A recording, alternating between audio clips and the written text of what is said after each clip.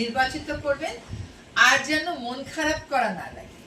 এরপরে কিন্তু আর বলবেন না অমুকে ভালো, অমুকে খারাপ। আপনিই কিন্তু ভোট দিচ্ছেন, এটা কিন্তু মনে রেখে দায়িত্বশীলতার সাথে ভোটটা দেবেন।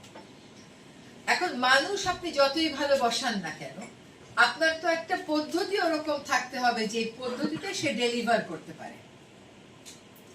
একটা উদাহরণ দিই, আজকে ডিভিশনাল কমিশনার সাহেব বসে আছেন, উনাকে জিজ্ঞেস করেন তো উনাকে আমি কয়বার ফোন করেছি সিলেটে পাথরের এই লুটপাট বন্ধ করতে, জিজ্ঞেস করেন।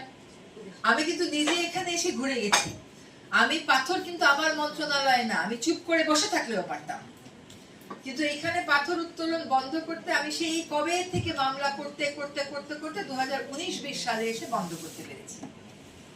এখানে মানববন্ধন করেছি, আমাদের সাথে বেশি সংস্থা তখন দাঁড়াই নাই।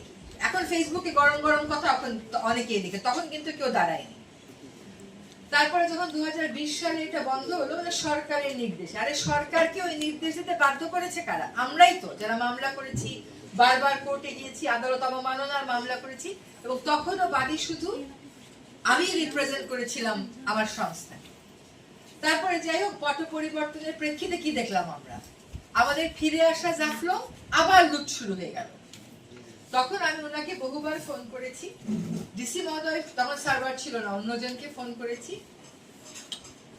সারি নদী নিয়ে কাজ করেছি, ভোলাগঞ্জ নিয়ে কাজ করেছি, বিছানাকান্দি নিয়ে কাজ করেছি, যেখানে স্টোন ক্রাশার মেশিন বসানো হয়েছে সেখানে মেশিন সরিয়ে আমরা বন লাগিয়েছি, সেগুলো মামলা মোকদ্দমা করে করেছি। এখন দেখেন, কখনো কোনো একটা জিনিস পূর্ণ হয় না।